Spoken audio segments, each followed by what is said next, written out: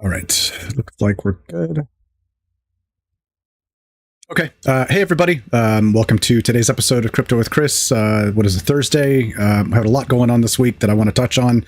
Kind of before I get into that, though, I did want to stop and say, I know I've kind of stopped harping on people to like and subscribe and all that ever since I moved off of Twitch because it didn't matter as much. But, you know, if you like the show and you like what I'm doing, obviously feel free to like and subscribe or whatever, follow my channel. You know, I'm happy to get more followers. So just do that if that's a thing. All right, let's get started here. First, I wanted to touch on the cycle because I think that that's relevant right now. So currently we're on day 29? Yeah, 29.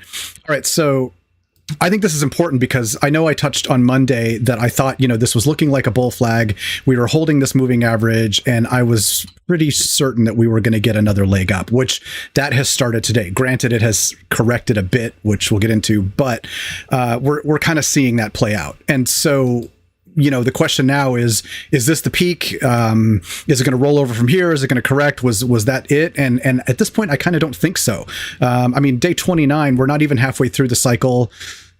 You know, I could see us easily punching up to day 40, which is another, you know, couple of weeks, give or take. So what would that look like? I don't know. That could mean we kind of just, like, if we go over to this chart here, you know, we could sort of grind sideways a little bit, right, and hover around the 38K level, which we did come up and barely touch. I think we got, in fact, according to Coinbase, it hit 37,999. So we just about got to 38K. I could see us kind of filling in this gap here from this candle and just sort of hovering sideways, likely, you know, and coming back and touching this trend line. Obviously, we could shoot up even more, you know, up into the high 30s or even low 40s. But my base case is I think we're just going to kind of scratch sideways and continue kind of something similar like this. Obviously, I'd love to see a much bigger price up into the 40s, but I'm not going to hold my breath for that. I feel like we've had a pretty good run thus far. And I think anything too much higher than this, it's already kind of looking overextended and things kind of need to cool off. And so I think we kind of see more of this just kind of grinding generally upwards. That would be ideal. That would be the healthiest, I think. So, but we'll see. We'll see how it goes. Other than that, in terms of a correction, you know, ideally, if it comes back up and does kind of just grind a little ways for the next 10 to 15 days, you know, by that point, the 20-day moving average will be well above the top of this channel. And I'd like to see us basically flip the top of this channel to the primary support level going forward. Like if we look at that on the weekly, you know, have the weekly candle close above the top of this channel, and maybe come down, retest it, and then just bounce from there. That would be ideal. So that's kind of what I'm going to look for. That's what I'm going to hope for. And, you know, that'll kind of give the weekly moving averages a chance to catch up a bit too. Now, granted, I mean, if you look at the weekly moving averages and the fact that we're on the weekly level, way outside the Bollinger Bands, way above all of these moving averages, that's a little unsettling. To me, that means that, you know, there's potentially quite a bit of room to come back down, which, you know, I mean, just from a technical standpoint alone. So I don't know. We'll see how that plays out. I don't think, you know, like I said in the last week, if we come back down to the bottom of this channel, that's not a great look, especially if we come back below it. So at the very least, I'd like to see it hold this range for another couple of weeks and to let these moving averages at least come back up into this range a little bit, and kind of sort of solidify this range as the support, as the core support going forward, so that when we do have, you know, eventually we're going to have a fairly big correction, probably before the end of the year, we'll be looking at this range here as the likely low of that, you know, ideally, I think is what we'd want to see. So I think, again, it needs to go sideways a little bit. Continuing this upward trend at this trajectory isn't sustainable. So just like I was showing on the daily, if you look at it on the weekly, just give me some sideways price action, maybe a little grind up a little bit more, maybe poke a little bit higher high than it did today. But give me some sideways price action and let these weekly moving averages catch up. I think that that's important to kind of cement this level here and fill that in. So that's Bitcoin. Again, though, really good to see the price action over the last week, and that it did do kind of what I thought it was going to do, and this is all really good to see. Now, as far as the alt stuff that I'm kind of messing around with, I did tweak my watch list a little bit. I did tweak some of my holds a little bit. A couple things I got rid of. I added a couple things in their place instead, and yeah. So let's kind of dig through those a little bit here real quick and see what we got. ETH is interesting to me because there was some news that came out about ETH ETF filings today, which I think really helped the ETH price pump, is what we're seeing today. And then if we look at the ETH Bitcoin chart, oops, come on. I've been following this chart for a long time. I've showed it numerous times. I see this here that, potentially we could have an ETH Bitcoin low, but I think it's important to note that if the Bitcoin ETF approvals happen in the coming days, which there was some kind of, there was some news from the Bloomberg ETF guys on Twitter yesterday talking about there being a potential, based on the refilings, there's a potential window that goes, I think, until November 17th, where they could actually approve the whole lot of them between now and November 17th. And then likely if that window or if that deadline lapses, then more than likely it will be the January deadline that we're looking at. But if that happens in the coming days, it's very likely that this chart here will reverse and Bitcoin is just going to take off and run another leg up, which would obviously, going back to the Bitcoin chart, result in potentially up into the low 40s if that happens in the next week or two, which, it could. But outside of that scenario, ETH could be rebounding here. And I think if that doesn't happen with the Bitcoin ETF and the deadline does end up being January, that's going to kind of give ETH some time to catch up.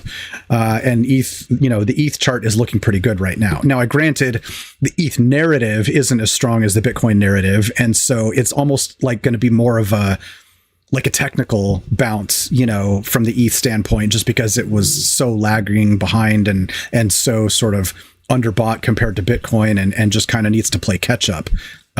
Looking at this chart here. So I don't know. There's a lot of variables with ETH right now, but I do think that ETH is undervalued right now. And I think this chart's showing that too. So ETH has some room to run, but I'm also not going heavy into ETH right now outside of what I currently am holding. Moving next to Solana. Solana has been looking amazing. I'll start with the USD chart. The USD chart's interesting because, it's come up, it tapped this level, which was the top of its range. And then today it tapped it again, poked through this time, but then corrected. But the good thing is like, it's holding its moving averages. It's basically still riding the 10-day moving average, like a lot of these are. And that's really what you want to see. And it's still well above the bull market support band, which of course is of more importance, but this is still very healthy. And, the more taps on this level, the better. And I think, pretty soon, I'm not going to be at all surprised if Solana just suddenly we're looking at, $90 Solana here. If it just, I could see it 2xing with the way it's been going. Even today, it's just showing a lot of strength. The fact that it's continuing to hold this 10-day moving average, I think is really strong. And then even if you look at it on the Bitcoin chart, same kind of deal, not quite as strong, like it did poke up a higher high earlier, on that first pump. Granted, it is above its range on the Bitcoin chart. It did come back down and pierce below the 10-day moving average, and it has pierced below it a few times in this run where it hasn't on the USD pair. But still, it looks really strong, and still it's holding the 10-day moving average. I mean, technically it's trading above it now. Technically it's trading above this range that it's in right now, going back quite a ways. So, I'd like to see, if you look at this on the weekly, kind of just like the Bitcoin chart, these Bollinger Bands, I'd like to see it basically close above the top of this range on the weekly chart, like it is currently above it, close above it, maybe come back down, retest it, consolidate for a minute, let the moving averages sort of catch up to it on the weekly level, let the Bollinger Band reset a little bit. It's like kind of everything needs a little bit of a breather right now. Are we going to get it? Maybe not. We might not get this breather for another week or two, and in which case it could continue to just, punch from there. So that's cool too. Eventually it's going to correct, but I'd like to see, again, just like on the Bitcoin chart, I'd like to see it sort of cement these levels here as the core support levels, so that once it does correct, it's only coming back down to this level here and not down to the bottom of this range here. So, you know, give a chance for these moving averages to catch up and you know, lock that in, as they say. So that's really what I'm looking for. But this is all very healthy. This is great to see the weekly moving averages and the bull market support band really starting to trend upwards now, which, I mean, if you go back and look, it's not been like this for, I mean, well over a year, you know. This is great to see. I mean, it was a downtrend basically since the November, December 21 peak. So to see this really curving back upwards, that's just, yeah, that's amazing. That's super strong. That's a great look right there. Moving to Tau. Tau has been insane. One of the insane performers this week. Really the Bitcoin chart and the USD chart are almost the same. So I'll just kind of, the Bitcoin chart's always more important at this phase in the cycle, because you want anything that you're doing in alt world to be outpacing Bitcoin. Otherwise, don't hold it, just hold Bitcoin. But for the sake of just kind of jamming through these charts, I'm just going to focus on the USD chart. Obviously way overextended, but fairly steady in the sense that it's not riding outside the Bollinger Bands too much, like compared to even some of these other ones, like looking at the Solana chart, say, for example. Well, it's back in a bit, but what was Bitcoin doing? Oh, well, whatever. Either way, this is good. Like it's riding the top of the band, but it's not so much overextended outside of it. I mean, it did here a little bit, but then it came in and it's kind of just hugging the inside. That's what you want to see. Obviously way overextended over the 10-day moving average. And I don't really know where this one's going to settle down. I mean, I think it's important to point out that it's basically in price discovery right now. Like this chart doesn't go back far enough. But before they got listed on their centralized exchanges, the previous high was like 119 when it was trading just on like the peer exchange that I had. So it's well into price discovery right now, which is great. And that's the best. That's always the best time to be, you know, holding these alts, because it's basically just establishing a new market right now, and we don't know what the value is going to be. But I know, like I said in my last video, that there's a ton going on behind the scenes with these guys right now. They're developing like crazy. There's lots of new subnets coming online with new functionality, like constantly. Their Discord is just hopping like nonstop. So I think this is a really solid project to be in right now, and the price is showing it. You know, I mean, there's just continuous mega upside, and I don't know where this could go, but we'll see. Granted, you know, again, it's got a ways to come down because it is so overextended, but I don't know. This is one of those alts that could just run for a while, you know, because of what's going on with the actual development. Like fundamentally, this is a really, really solid project. So, you know, it's anyone's guess. Moving on to Injective. Injective has been a really good one too that I've continued to touch on. It had actually what I think is a nice correction, and almost I wish the rest of these would do this. So it came down and tapped its 20-day moving average, and, you know, has bounced off of it and is back up to almost the 10. And, you know, just like I said, I would actually like to see a lot of these doing this, because I think that this is important. You know, this is important to kind of just reset for a second. And this is what will continue to sustain a healthy uptrend. So, I'm actually glad to see this. I didn't look at the Bitcoin pair. Yeah, the Bitcoin pair is basically the same. Came down perfect, you know, not even quite all the way there, but nice tap right near the 20-day moving average, and, you know, kind of right back up to the 10. And I wouldn't be surprised if this one actually kept kind of legging up as a result of this. So still no bearish divergence flags really happening right now. So I think momentum is strong for this still. This is one that I'm in, and will continue to hold for a while. And two, this is actually great too, because we can see, unlike some of these other ones I just looked at, the 10-day moving average has already kind of caught up and has exceeded the previous range that it was in. And so it's really kind of establishing this level here as the new support level going forward. And great. There's so much good price action happening right now across the board, but this is really the kind of stuff you want to see. So Caspa's been great too. Like, holy, yeah. Caspa's been one that's just been pumping, like, putting in 10s and 20s on the regular. It was up over 20% at one point today. So this is great too. Obviously, way overextended, way outside the bands. That's probably like 4 standard deviations overbought. And so not at all surprised to see this flag pop up here. This kind of needs to come back to earth a little bit because it's just been going nuts. But also in price discovery, also setting new all-time highs. So that's great. Like Tau, like a couple of these other ones, in fact, this is new all-time highs for this. New market being established, new valuation. I'll take it. But this one's a little hot. So I think it needs to kind of come back down to earth a bit. Not going to be surprised if we see it come back down and touch these moving averages. But again, too, like looking at on the Bitcoin pair, same deal. Almost exactly the same chart, like most of these, but just cruising along and way above the bull market support band against Bitcoin, which again is kind of the core metric that I look for with all of these. So keep on keeping on. Rio, same thing. I mean, I've got a smaller position in this, but still same solid. All these charts look the same, which is funny.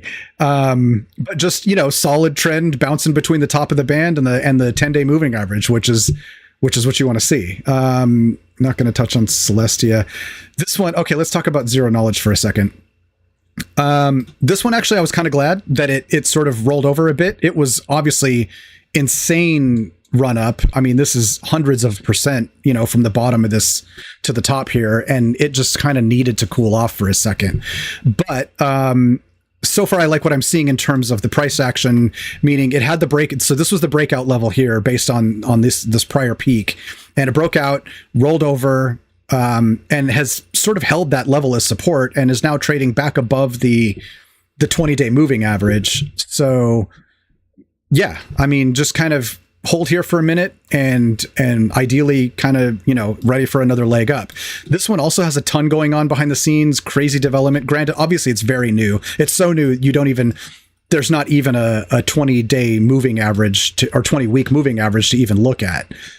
It's not even been around 20 weeks. So, but this is the 10-week moving average that has kicked on finally, and we can see it's still well above the 10-week moving average, which is also super healthy. So in that sense, even if it came back down to this sort of 42.50 level, like that would be okay. Technically, that wouldn't be the end of the world. Plus, you got to understand too that this is only a 7 million market cap token, so it could come back down to this. Somebody could drop 20 or 30 ETH worth of this and it would come back down to here. So that's how little it takes to move this chart. So not the end of the world. And I wouldn't, worry or be surprised if it did come back down and touch this level. Obviously, if it doesn't, that's fine too. I'll take that all day long. But just kind of some perspective there. It's important to know that if it looks like it's breaking down on the daily level, it still has a fair bit to go on the weekly level before it starts to look ugly, so but again, it'd be cool if it held this level and just kind of shot up from there. And obviously I hope it does. But this project, their Telegram is hopping. There's tons going on. The founders are on there all day, every day, and they're saying a lot of good things. And I just kind of like what I'm hearing and like what these guys are trying to do. So I'm into this. A new one I think that I might have touched on last time was, well, new to my sort of current watch list was Rune. I had drawn this. It's funny. I had this weekly chart drawn up. Oops. From last week, and I drew this trend line last week. And of course, what do you know? You draw a trend line, and that's where it's going to bounce. And of course, it did. And so, not at all surprised. But likely it'll come back off of that, maybe come back down, and as soon as it breaks out from there, I think that's going to be a really strong sign. So that's what I'm looking for there. I don't have a position in this one yet. I don't know if I'm going to, but I still think that it's a really strong looking chart compared to a lot of the alt market right now. So, I think it's worth paying attention to. Like if we, I don't think I have a bull market band on here. So this is, it's still well outpacing Bitcoin, and the support band is trending to the upside. So, we had a nice breakout from it, came back down, touched it, and then just bounced hard out of there and has been riding the 10-day moving average up ever since. So it is surely outperforming Bitcoin right now. Again, unlike a lot of the alt markets. So, certainly one to pay attention to. And then this is one that's been killing me. So I'm not holding this one. It's been putting in 20+% days, like all week practically. And, I just haven't been able to get in, and I'm kind of fairly mostly allocated right now. So I'd have to kind of chip off something from somewhere else, but everything else that I have is doing so good this week that I just don't want to pull any money from anywhere. And that's kind of I suppose it's a good problem to have. That's sort of the problem with the alt market is there's always more projects than you have money to throw around. And it's not like you can take your money and buy 100 different alts with them, because that's stupid. So there's always going to be projects that you are watching that are going to be blowing stuff away that you don't have any money in, just because there's just too much stuff. So right now, Kuji is one of them. And this one has been just taunting me heavily for the last several days. So I'm hoping it comes back down to earth a little bit, and I'm hoping I can pull something from somewhere to get into this one. But at the moment, I'm just watching it and, watching it laugh at me, basically. Outside of that, that's really the core stuff that I've been paying attention to. I did start looking at this other project called Taraxa. Yeah. It's kind of an interesting chart, not a terrible looking chart. It did back in July or August. It basically did a 5x in like the span of a week, which is kind of insane. But then it's been bleeding out ever since then, until it got down to the bull market support band against Bitcoin. And then just, it's up another 68% against Bitcoin on this week so far. So obviously that's got my attention. I don't know what kind of legs this has, but it's charts like this that I pay attention to, because, it's better than looking at that half a dozen charts or so that I showed last week of just everything in these massive downtrends against Bitcoin. There's, these are the gems that I'm paying attention to. And this is certainly an intriguing chart. So I may at some point have to find a way to get into this too, but at the moment I'm not. But it's very interesting. Obviously, nice uptrend on the support band on the weekly. It held support there, and kicking myself for not knowing about this back in July. So too bad for me. I did want to touch lastly on the dominance stuff for a second, real quick. I know I was looking, I don't know if you watched, but I kept running into, I was trying to figure out why, here we hadn't, on this chart, we hadn't set higher highs from back in February. And then I would go back to this chart and we were way higher. And it turned out I was looking like I had these others set on dominance, but this one was set on market cap and not dominance. And I didn't realize that at first. So I changed that. Now it's set on dominance. Now it's correct. But let's kind of look at this chart for a second and zoom in. So basically, yeah, here's the high for the year back in February. And, we did kind of punch up and set a new higher high this week. But since, Bitcoin has actually kind of done a run today, and that's sort of erased a lot of these gains. But nevertheless, I think the important thing to point out is the change in direction of this support band. Just like a lot of these alt charts that we're talking about, the market cap of the alt, sector has also reversed trend. And that's big, because the last time that happened, back in, at least when this band reversed, was back in November of 2019, which also is right around now. Now, granted, it happened a little bit earlier this cycle, but this is what happened last time. Once this reversed, yeah, we had a bit here, but like overall, this is the run that it went on. And I can't help but think that this is kind of maybe the start of that run now. So that's why I'm focused so much on alts right now. I just think that this maybe is the time of the cycle where, you know, you start to kind of identify these gems that, you know, you think might do whatever 20x, 50x, 100x. They're certainly out there. I mean, that happens. And this is kind of now's the time when you, like, if you're going to find one that's going to do that, now's the time when you need to be buying it, because, you know, if you wait a year from now, you've already lost half of the gains that project is going to make over the span of that cycle. So it's, you know, the best way to, sure, you can get 100x gains off of some random meme coin that goes nuts in the span of a week. But like, if you want to really kind of ensure that something like that's going to happen, the safer bet is to buy something at the low at the beginning of a cycle and ride it, you know, all the way to the end of the cycle if you can. And that's, you know, that's where those big mega gains more than likely are going to come from.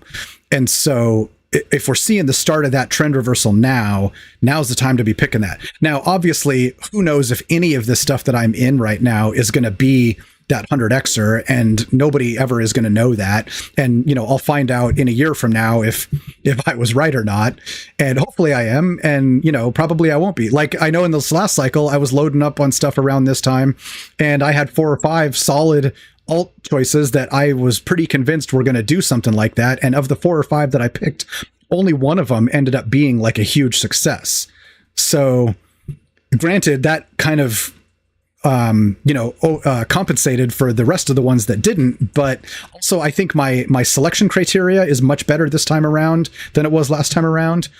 And I think I have just a better kind of understanding of the market dynamics this time now.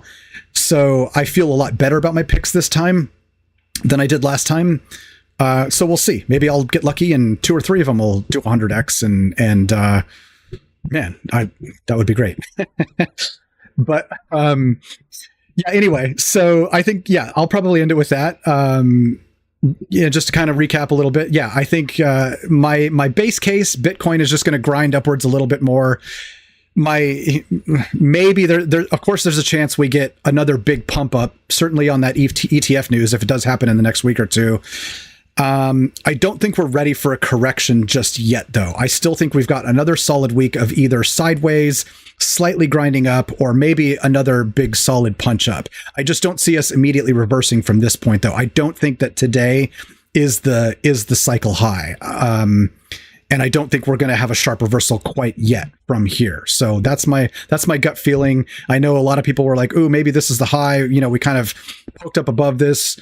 And then it's retraced quite a bit, and yes, it has. But I just cycle timing wise, I don't think we're quite there yet. So I think we still have a little bit more to go, and that's what I'm going to be watching for. So that's how I'm going to position myself accordingly.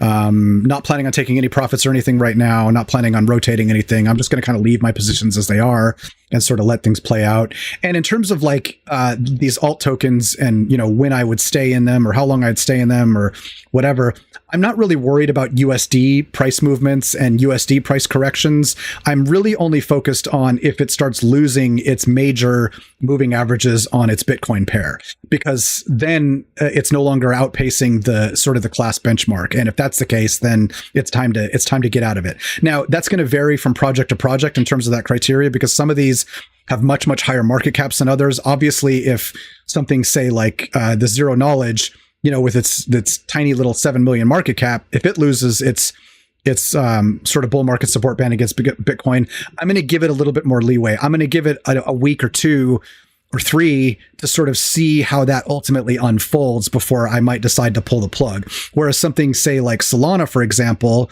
if it loses its bull market support band against Bitcoin, I'm going to kind of look to pull the plug a little bit quicker, because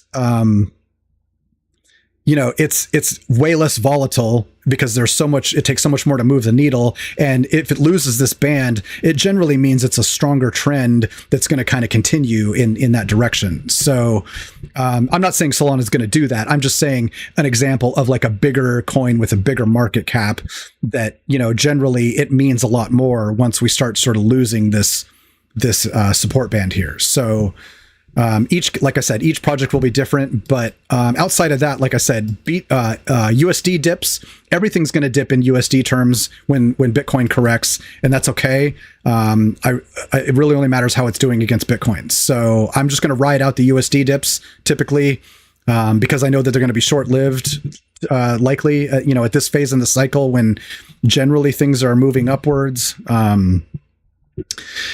Dips are generally pretty short-lived, no more than 10 or 20 days. And they almost always, they usually reverse unless something big macro happens. Oh, one other thing. I know I keep saying I'm going to end. One other thing I wanted to touch on is I was looking at, this current trend that we're on. And basically, Bitcoin's come back around to kind of come back and meet this trend line and sort of, come back along this trajectory that we're in. And I was kind of just trying to decide, is this a healthy trajectory?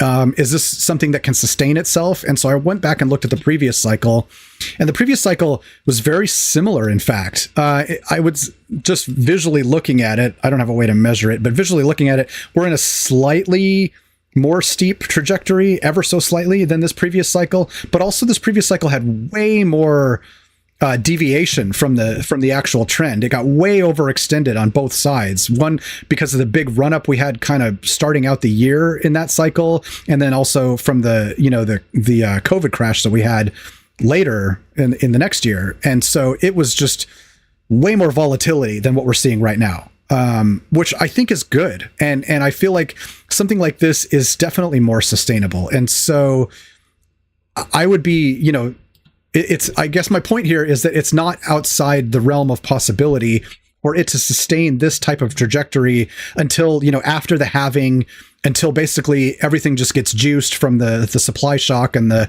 reduced selling pressure and the demand from the ETFs. And we see, hopefully, again, a repeat of this type of massive sort of parabolic run up at this point in the cycle.